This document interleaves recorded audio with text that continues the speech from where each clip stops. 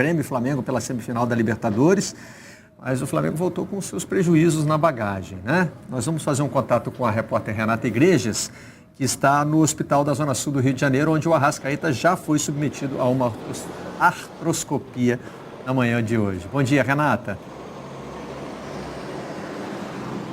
Oi, Barreto, muito bom dia para você, bom dia a todos. O meia Arrascaeta continua internado nesse hospital particular aqui na Zona Oeste do Rio. A cirurgia estava marcada para as 6h30 da manhã, iniciou com um pequeno atraso, mas terminou por volta das 8h30 da manhã. Segundo o boletim médico, correu tudo bem na cirurgia, tudo dentro do previsto. E de acordo com Márcio Tanuri, que é o médico do Flamengo, Arrascaeta deve receber alta hoje à noite. Amanhã de manhã ele já começa um processo de fisioterapia e na segunda-feira ele se reapresenta ao Ninho do Urubu, onde vai continuar todo o tratamento de fisioterapia. Bom, os médicos não deram nenhuma previsão, não divulgaram nenhuma previsão de volta do atleta, do jogador, aos gramados. A Arrascaeta sofreu uma entorse no joelho esquerdo no jogo contra o Grêmio na quarta-feira e foi constatada lesão colateral medial e também do menisco medial.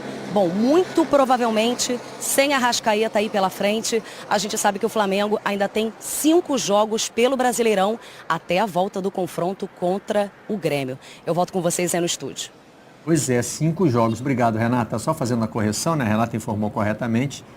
Esse mesmo hospital tem uma sede na Zona Sul e na Zona Oeste do Rio, e o Arrascaeta está aqui na Zona Oeste, onde é também o estúdio do Sport TV.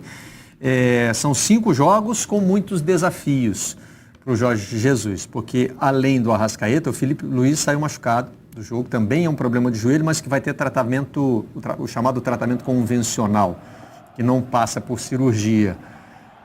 E o prazo bate muito de pertinho com o jogo da volta. Faltam 19 dias para Flamengo e Grêmio no Maracanã. O Filipe Luís precisa que tudo dê certo para que ele esteja em condições de jogar contra o Grêmio. O Arrascaeta tem que ter uma recuperação com prazo, inclusive tem que ter um tipo de recuperação melhor do que o protocolo, né? Precisa superar as expectativas se quiser estar em campo. E tem a questão do ritmo, né, de jogo.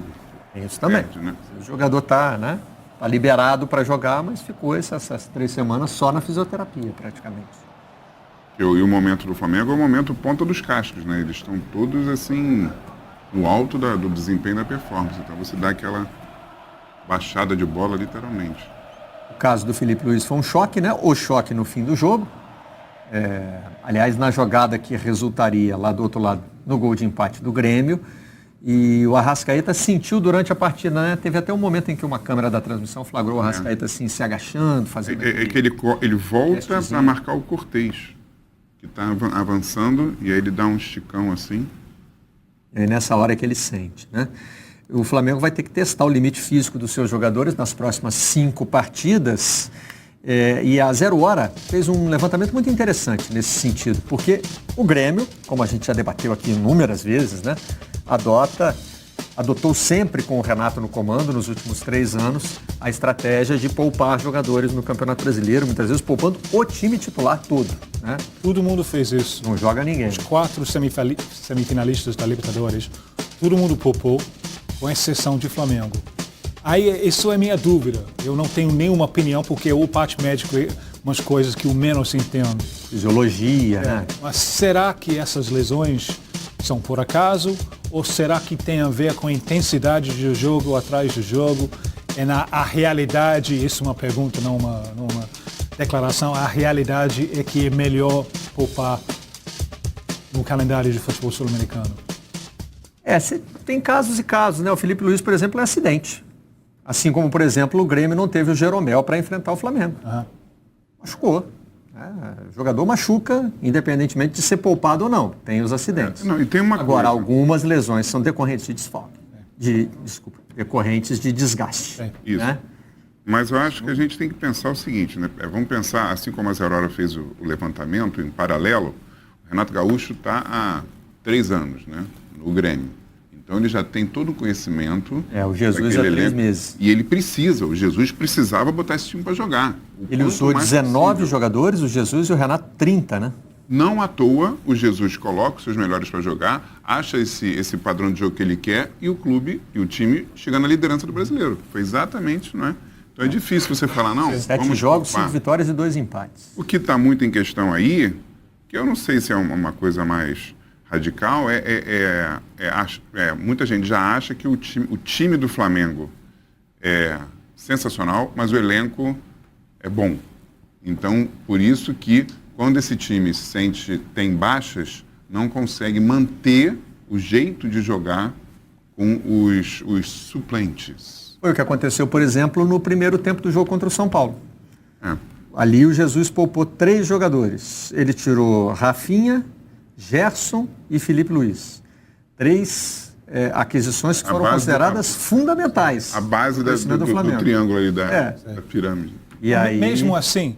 E aí jogaram Rodinei, Pires da Mota e René, e o desempenho do time foi abaixo. Sim, foi abaixo, mas mesmo assim foi muito superior a São Paulo. Teve um jogo na carreira de Daniel Alves, quando ele correu atrás da bola, tanto quanto... os times de Daniel Alves sempre têm a bola. Deve ter sido um choque cultural para ele, né? Ver o adversário ter a bola o tempo todo. Então, o Flamengo poderia ter vencido o jogo com facilidade, mesmo eu aceito que caiu o desempenho, especialmente sem a construção das jogadas. São 3 jogos agora na sequência, com desfalques provocados também pela seleção brasileira, né? Rodrigo Caio e Gabigol foram convocados e o Gabigol está suspenso também desse jogo aí contra a Chapecoense. Então já tem muita coisa que o Jesus vai precisar mexer mesmo sem que ele queira, mesmo independentemente de querer ou não querer poupar. Os jogos são contra a Chapecoense fora, o Flamengo inclusive viajou de Porto Alegre direto para Chapecó, liberou o Gabigol, o Felipe Luiz e evidentemente o Arrascaeta. Viajou ontem às 11h40 da noite para ser operado hoje às 7h30 da manhã.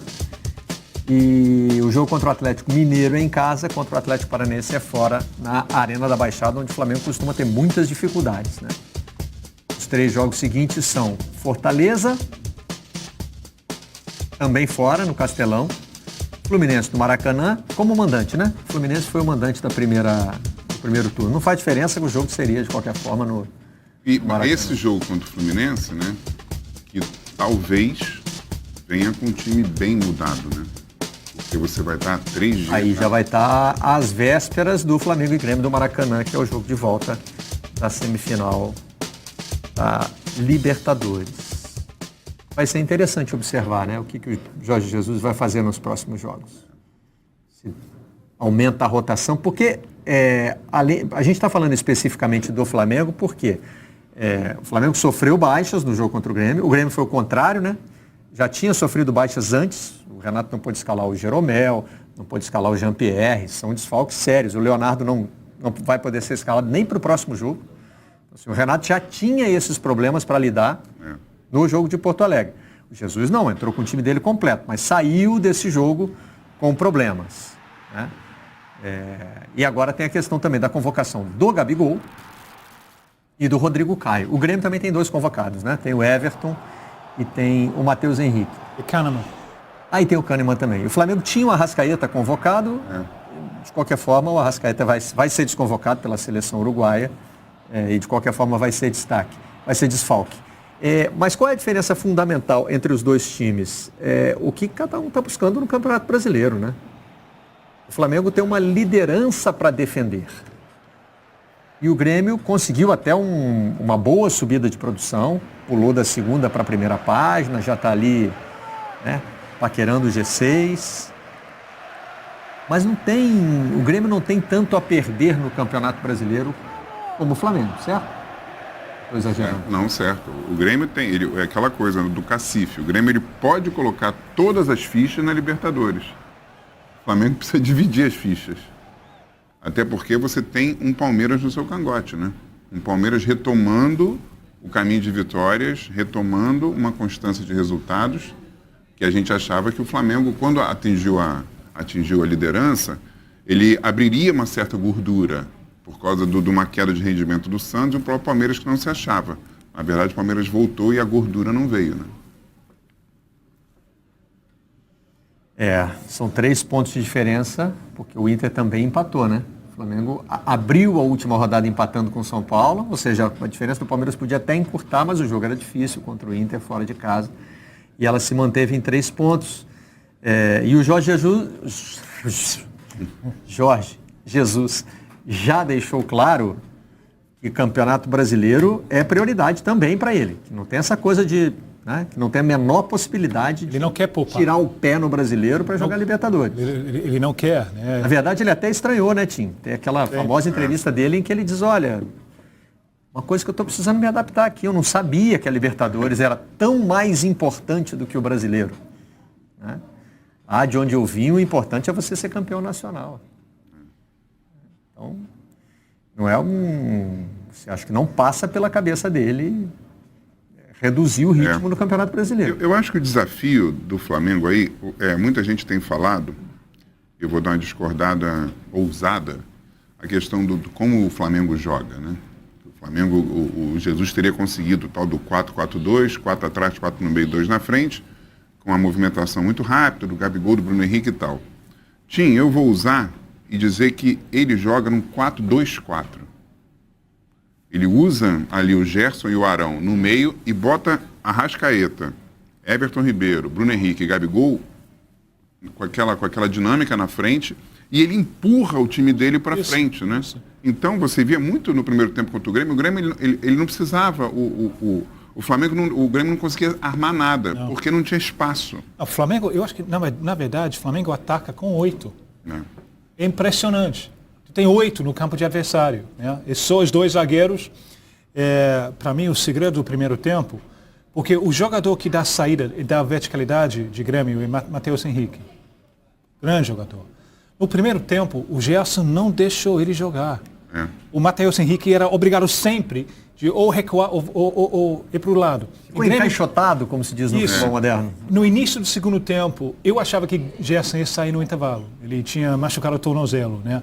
Eu achava que ele ia sair, não saiu, e talvez por causa disso, o Matheus Henrique, logo depois do intervalo, você começou ele está começando a ver um pouco de espaço, ele trouxe o Grêmio de volta no jogo. E entrou o Maicon também, né? No final. E aí, deveria ter entrado mais cedo.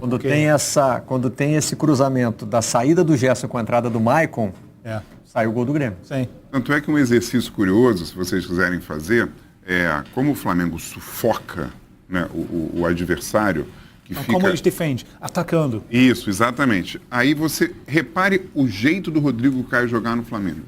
Ele anda. Então, mas não tem também uma tese de que o Flamengo cansa menos por isso? E essa pressão sobre o adversário com a ocupação de espaço faz o time talvez correr menos?